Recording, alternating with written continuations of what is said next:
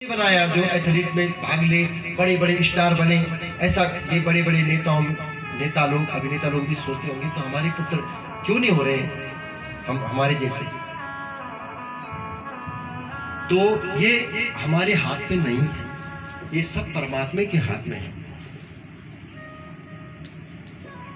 दैहिक दैविक भौतिक ताप से अगर बचना है तो भगवान की शरण ग्रहण कीजिए। अपना काम भी खूब करो, ऐसा नहीं कि अपना काम छोड़ना है। धर्म अर्थ काम मोक्ष, ये धर्मार्थ भी खूब कमाओ, इसलिए तो हम यहाँ पर भगवान ने भेजे। लेकिन साथ ही साथ में हमको भगवान का नाम बराबर लेना है।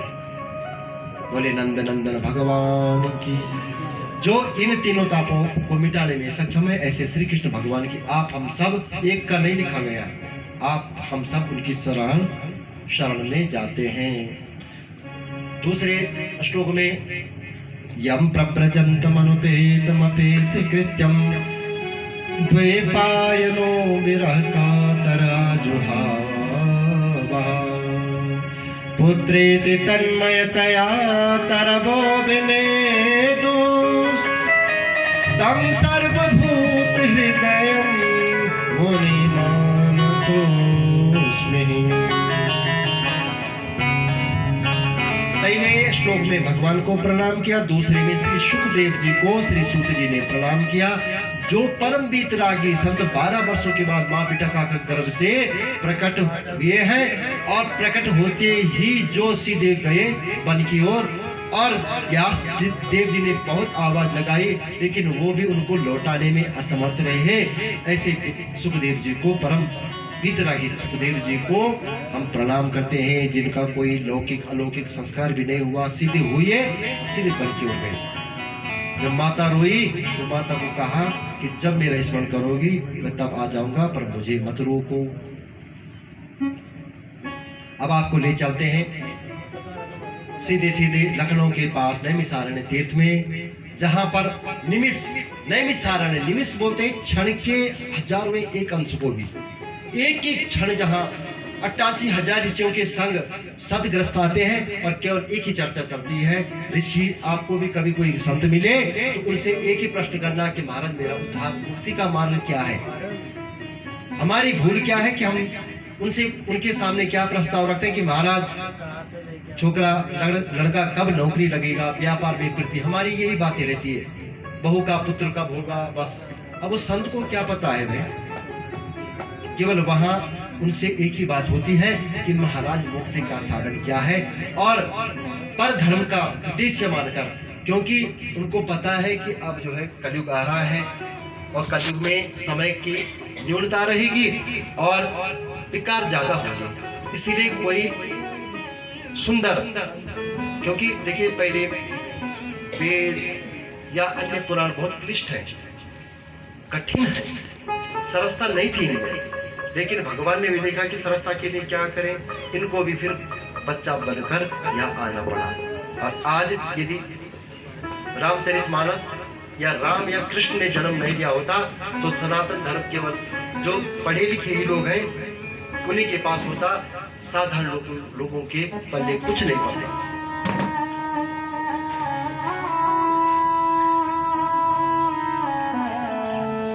कथामृतरसस्वादः कुशलः सौनको ब्रवीत्। सौनक जी वार्ता कर रहे हैं कि महाराज ये बताइए कि कलयुग में आने वाले जो समय में है इसमें तो बड़े बड़े पापी होंगे और दूसरों से भी पाप करवाएंगे, तो इनका उद्धार कैसे होगा।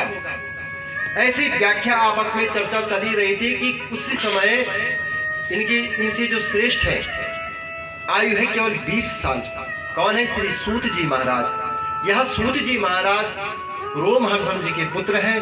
रोमहर्षण जी पूज्यपाद व्यास जी के परम शिष्यों में है। रोमहर्षण जी का वध अनायास श्री बलभद्र शंकर शरण जी के माध्यम से हो गया था, अनजाने में। इसलिए उन्होंने सारा तत्व अपने योग माया से इनके पुत्र सूत जी में सारा ज्ञान दे दिया था और इन्हीं सूत जी के माध्यम से सारा जो है इन पुराणों का विस्तार हुआ। सभी लोग भृगु, वशिष्ठ, नारद आदि यहाँ पर बैठे थे, चर्चा कर रहे थे। उसी समय 20 साल के सूत जी का आगमन हुआ और सभी लोगों ने उठकर उनको प्रणाम और धन्यवाद और उच्चासन दिया। जैसे उच्च आसन विराजे श्री सूत जी, उन्होंने कहा और तो ये ठीक है, लेकिन आपने मुझे प्रणाम क्यों किया, मैं तो आपके सामने बालक हूँ। तो शास्त्रों में एक बात कही है, धनो वृद्धा बल वृद्धा आयु वृद्धा सदैव चा ते सर्वे विज्ञान वृद्धा चा किंकरा शिष्य किंकरा। धन में बल में अन्य विषय में कोई यदि आयु आदि में कोई यदि बड़ा है तो वह बड़ा नहीं माना जाता है। सबसे बड़ा ज्ञान वृद्धा तथैव चा, यदि कोई ज्ञानी है तो वही पूजनीय है, वही श्रेष्ठनीय है। इसका यहाँ पर प्रमाण दिया गया है। आज भी कुछ जगह आज भी हमारे यहाँ बड़े बड़े ठाकुर हो या छोटे बच्चे, अगर ब्राह्मण बच्चा भी मिल जाए तो पायला वो पंडित जी गढ़वाल में बोलते हैं। जो खानदानी होगा, संस्कारी होगा, वो आज भी पायला वो पंडित जी बोलते हैं। उनको पता है कि ये ब्राह्मण का पुत्र है। एक एक करके प्रश्न करते हुए सोनक जी खड़े उठे। सोनक जी 88,000 ऋषियों में अग्रगण्य है और सूत जी से प्रश्न किया। महाराज पहले प्रणाम किया। अज्ञान ध्वंस विध्वंसः कोटि सूर्य समप्रभा सूताख्यायि कथा सारम मम कर्ण रसायनम। मम कर्ण रसायनम। हे गुरुदेव जी, आपका जो तेज है वह करोड़ों करोड़ों सूर्यों की भांति दीप्यमान है। जैसे अंधकार को मिटाने के लिए एक ही सूर्य बहुत होता है, लेकिन आपका तो करोड़ों सूर्य के समान ज्ञान का प्रकाश है। इसीलिए कृपया करके हमारे समस्त इस संशय रूपी, इस अज्ञान रूपी अंधकार का आप नाश करने में सक्षम हैं। और सूताख्याय कथा सारम मम कर्ण रसायनम। और गुरुदेव, कोई जैसे हम खाने में अलग मजा आता है, लेकिन कोई रसायन हो, जैसे लिक्विड, जैसे आप शेक बनाते हैं या रस, जो भी रस है वह मानो सीधे उतरकर हृदय को आनंदित कर देता है। जो भोजन है वो तो पेट की क्षुधा शांत करता है, लेकिन जो लिक्विड है, पेय पदार्थ है, वह मानो सीधे सीधे आपको आपके हृदय को ठंडक पहुंचाते हुए हृदयस्थ हो जाता है। और कई दिनों तक आपको याद भी रहती कि हाँ उधर बहुत अच्छी लस्सी पी थी, बोलते हैं ना। क्योंकि ये रसायन है, ये कोई खाने की वस्तु नहीं है ये, और कैसे मुंह से खाने की वस्तु नहीं है। यह मम कर्ण रसायनम। कैसा रसायन?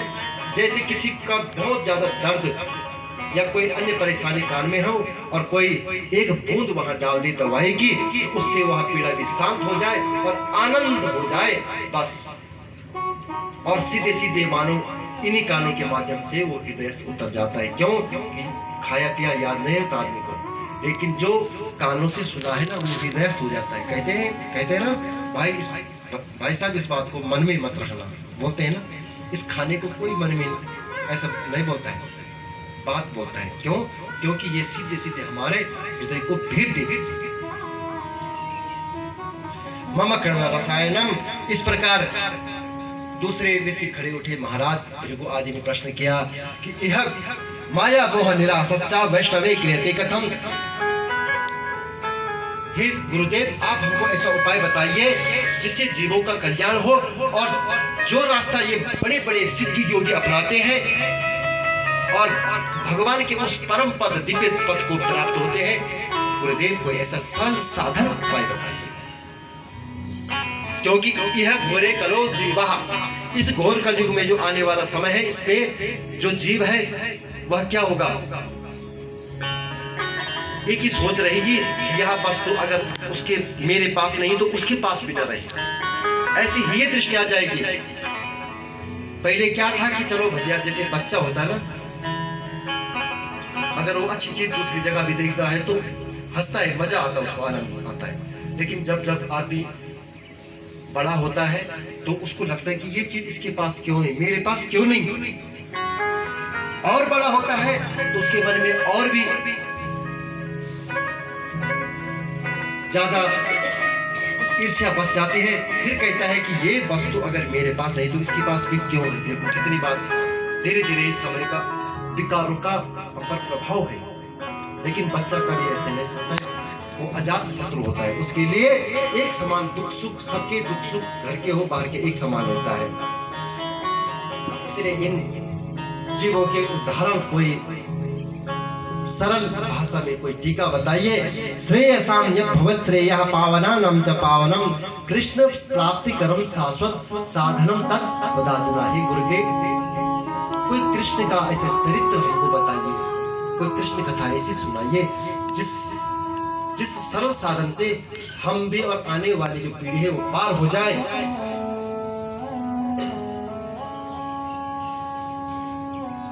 पुनः प्रश्न करते हैं, हे गुरुदेव, हम ये जानते हैं और सुना है कि यदि सरल भाषा में कबीरदास जी ने भी कहा है कि यदि भगवान रूठ जाए तो कोई बात नहीं, रूठने दो, लेकिन गुरु रूठ जाए तो आपका सर्वस्व रूठ गया। क्योंकि गुरु क्या है? चिंतामणिर्लोक सुरद्रुः स्वर्ग संपदम पर्यच्छति गुरुः प्रीतो। कहते हैं चिंतामणि लोक सुरद्रुः स्वर्ग संपदाम।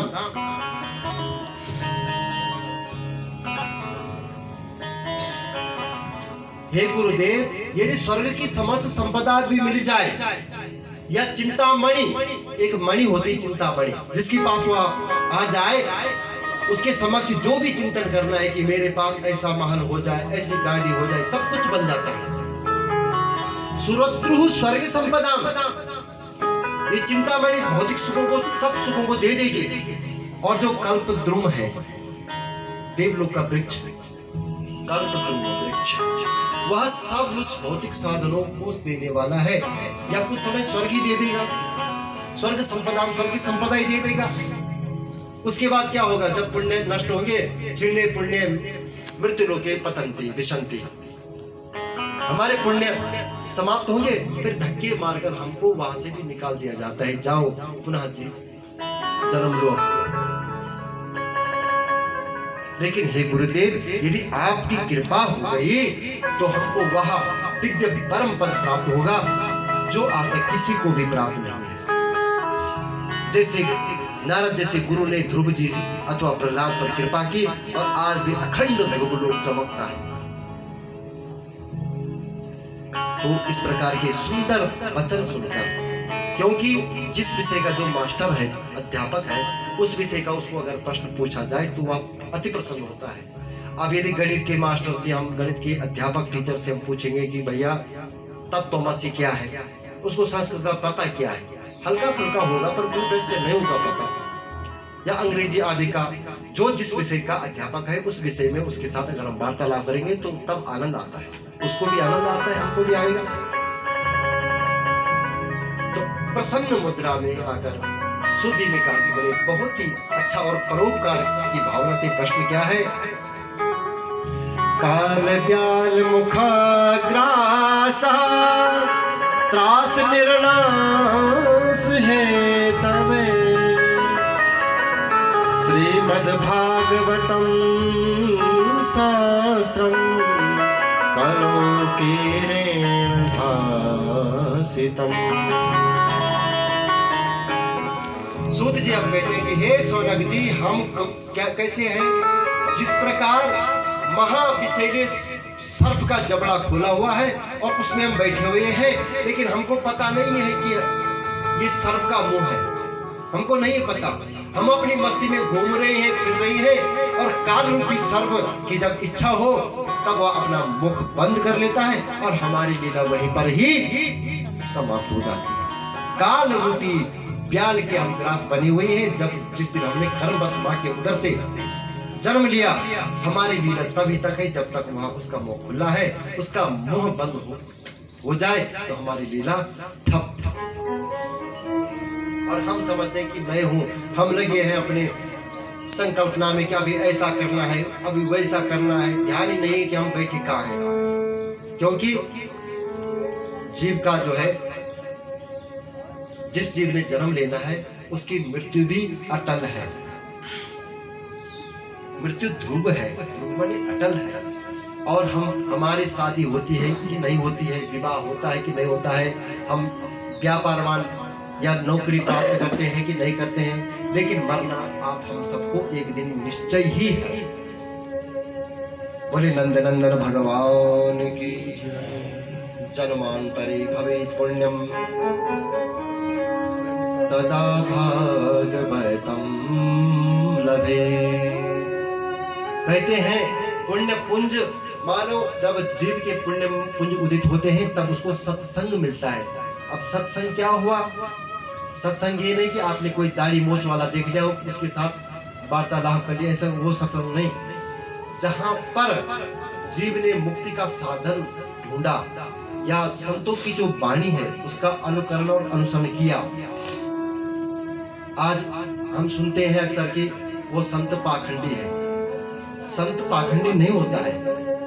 पाखंड के रूप में पाखंडी लोग संतों का वेश बना बनाकर आज यहाँ घुस रहे हैं हमारे साथ में। जो पाखंडी लोग हैं वो चोला बदल बदल कर, वेश बदल बदल कर बड़ी बड़ी आज कुर्सियों पे विराजमान हैं या अनेकों अनेक संतों के स्वरूप में हम दिखाई देते हैं।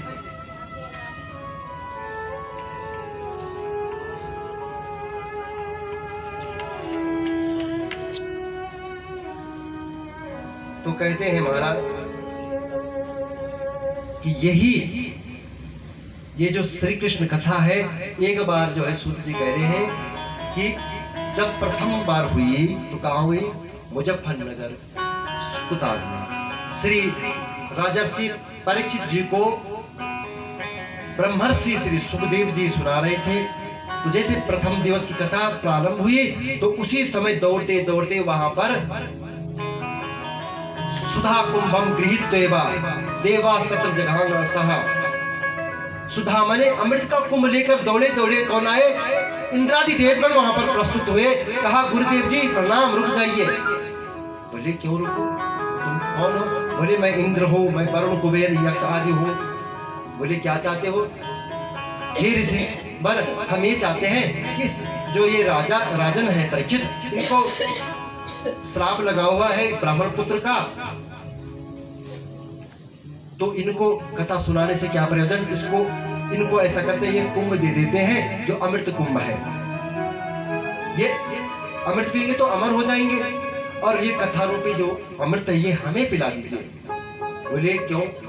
बोले तब यहाँ पर व्याख्या की है कि जो है अमृत कुंभ से भी बढ़कर कथा अमृत का यहाँ पर महत्व अधिक बनाया है, बहुत ज्यादा। क्यों कि ये तो जो एक सीमा है इस अमृत कुंभ की, ये एक ही बार निकला, एक कलश था, उसमें भी कलहा कलाही देवा नाम। कलश क्यों बोलते हैं? जानते हैं आप कलश क्यों बोलते हैं? जब धन्वंतरी जी ने त्रयोदशी के दिन कलश लाया, धन्वंतरी से प्रकट हुए तो छिना झपटी हो गई, कलह हो गया, इसे कलश ही नाम पड़ गया। तत्पश्चात 4 जगह पृथ्वी पर, 8 जगह स्वर्गलोक में इसकी छींटी पड़ी, इसलिए 12 साल में फिर 4 जगह यहाँ और 8 जगह स्वर्ग आदि लोकों में ये महाकुंभ होता है, इसलिए 12 वर्ष बाद आता है और योग वैसे बनते हैं। तो इसकी तो सीमा है, एक एक बार जो एक एक कुंजली जो भी मिली होगी देवताओं को, उसी से इनको संतुष्ट होना पड़ेगा। लिमिट है। अब एक आदमी इसको पूरा पी जाए तो औरों को क्या देना है? लेकिन एक कथा रूपी जो अमृत है ये तो आज यहाँ कल वहां, ये जितना मर्जी उतना पियो आप, और जो जितना इसको ज्यादा पीता है उतना आनंदमय होता है। जिसने यह बात बोलनी है कि हमने परसों कथा वहां सुनी, उससे अगले दिन वहां सुनी, तो उसने सोचा, समझो कि उसने कथा सुनी ही नहीं। तो एवं विनिमय जातो, सुखदेव जी ने देखा कि अरे ये तो विनिमय के हिसाब से मेरे पास आ रहे हैं। यदि जिज्ञासु बनकर, श्रोता बनकर आते, विनय पूर्वक नम्रता पूर्वक पूछते कि हाँ गुरुदेव हमें कथा का पान करवाइए राजर्षि परीक्षित जी के साथ, तो ठीक है, फिर तो ठीक था। लेकिन ये व्यापारी बनकर आए हैं, श्रोता बनकर नहीं आए हैं। इसलिए अरे देवताओं, ढूंढता हूं तुम्हारी अभी भी ये वाक्पटुता ये समाप्त नहीं हुई। मैं तुम्हारी चातुर्यता जानता हूं, और तुम कहां तुलना कर रहे हो? क्व सुधा क्व कथा लोके क्व काचा क्व मणिर्महान् ब्रह्मरातो विचारे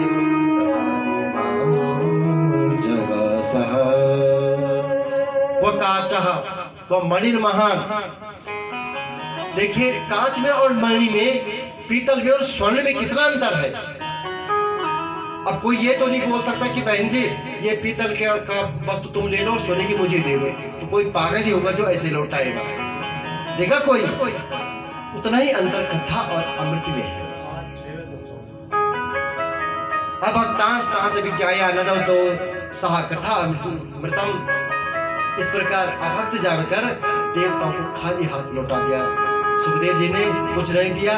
दौड़ते दौड़ते सुधा कुंभ को लेकर ब्रह्मा जी के पास सभी देवगण पहुंचे और कहा, हे पितामह, हे ब्रह्मा जी महाराज, ये बतलाइए कि इस कथा में ऐसा क्या तत्व है जो कि इसके बदले में भी, इस सुधा कुंभ के भी बदले में इन्होंने हमको नहीं दिया। तो ब्रह्मा जी ने अपना ज्ञान का तराजू लिया और एक तरफ ज्ञान, जप, तप, योग, हवन, कर्मकांड, ज्ञान सभी कांड रख दिए और दूसरे पल्ले में श्रीमद् भागवत महापुराण को रखा। फिर भी महापुराण, जो श्रीमद् भागवत महापुराण का पल्ला है, वह टस से मस नहीं हुआ, नहीं उठा, भारी रहा। एवं विस्मितम जगत, इस विस्मय से आश्चर्यचकित होकर ब्रह्मा जी ने कहा, अरे ये क्या हो गया। बोले देवताओं, 7 दिवस की बात है, तुम भी बैठो, जरा देख लेते कि इसमें कौन सा ऐसा तत्व है। धाता विस्मितम, तो जब 7 दिन, प्रथम दिवस संपन्न हुआ, द्वितीय दिवस, तृतीय दिवस, ब्रह्मलोक में देवगण भी ब्रह्मा जी के साथ कथा श्रवण कर रहे हैं, वहीं से देख रहे हैं दृश्य की क्या क्या हो रहा है, कैसे हो रहा है। और जैसे ही उन्होंने देखा कि सप्तम दिवस आया, कथा संपन्न हुई और राजर्षि जो परीक्षित हैं, उनके लिए दिव्य स्वरूप में दिव्य विमान आया और सीधे उनको परम पद प्राप्त हुआ। तो ब्रह्मा जी ने कहा, अरे मूर्ख देवताओं, ये कोई पोथी पुस्तक नहीं है। श्रीमद् भागवताख्योऽयं प्रत्यक्षः कृष्ण एव हि, प्रत्यक्षः कृष्ण एव हि।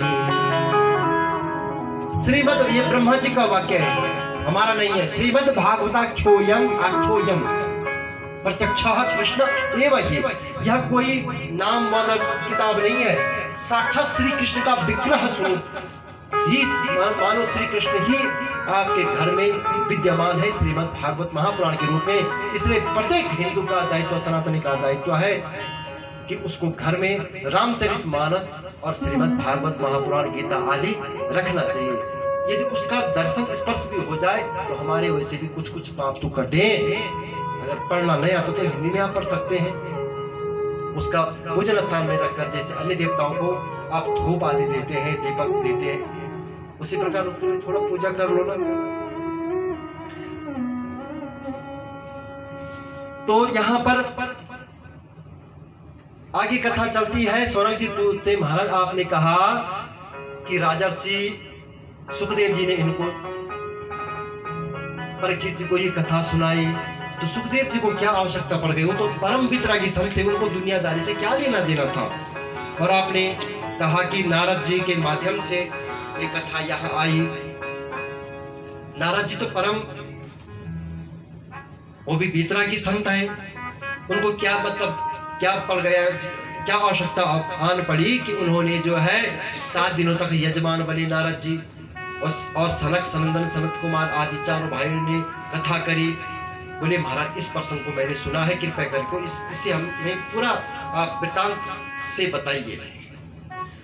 क्योंकि नारद जी को दक्ष का सलाप है। एक समय नारद जी 1 दिन के लिए केवल दक्ष जी के महल में गए और 10,000 जो पुत्र हैं उनको कुछ ही क्षणों में विरक्त कर दिया, और उन्होंने पिताजी को प्रणाम करके सीधे चले गए समुद्र तट के पास, और जब तक परम वितरागी संत बन गए।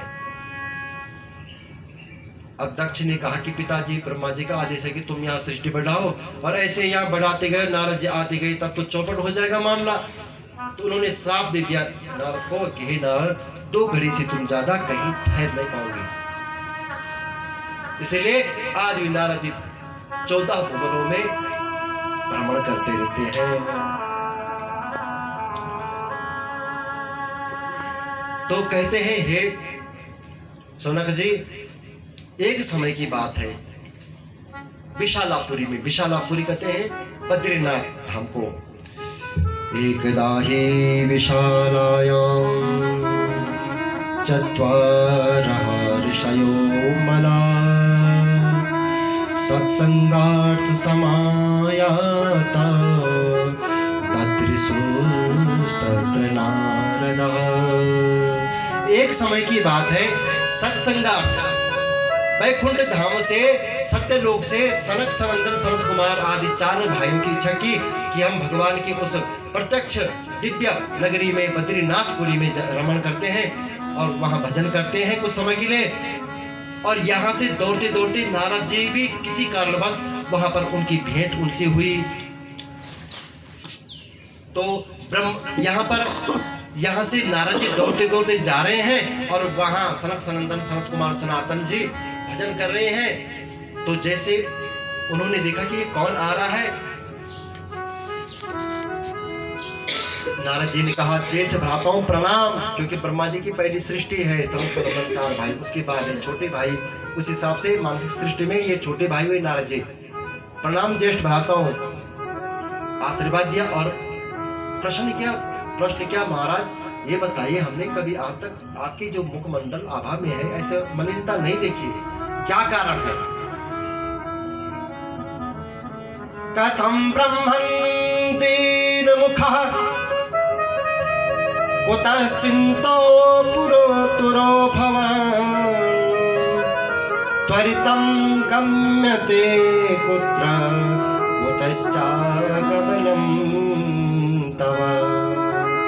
और त्वरित माने स्पीड से, आप भागते भागते कहाँ जा रहे हैं ऐसे? और हमने ऐसी दीनहीन अवस्था आपकी कभी नहीं देखी नारद जी, बतलाइए।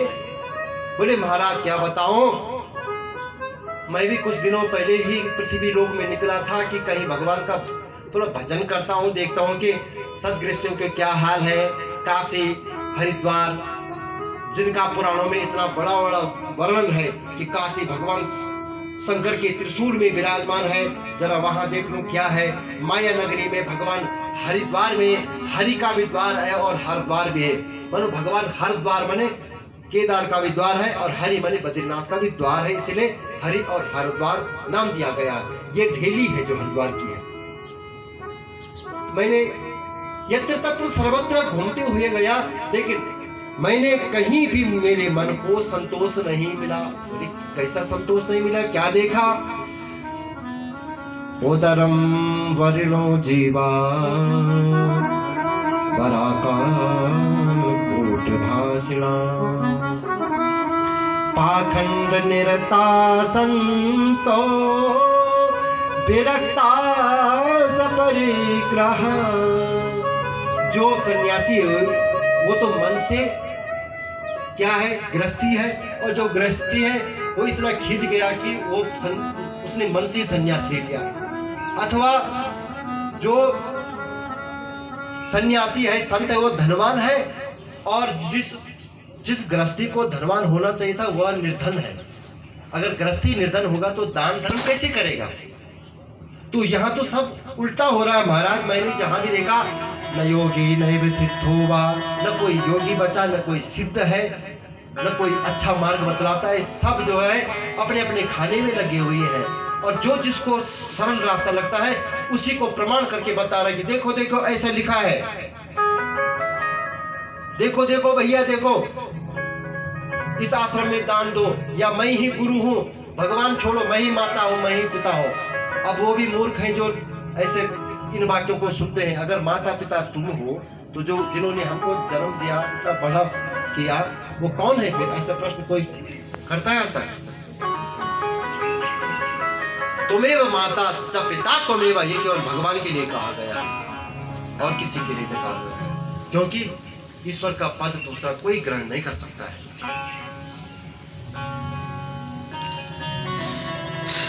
हे गुरुदेव, और मैंने अचंभा क्या देखा, जहां भी गया मैं तो संत कहते हैं, संतों की वाणी में सुना है कि बड़े बड़े आश्रमों को देखा। तो मैंने कहा ये किसका आश्रम है? बोले इस सन्यासी का आश्रम है। जो सन्यासी उसको इसने बड़ा बड़ा भवन बनाने की क्या आवश्यकता है।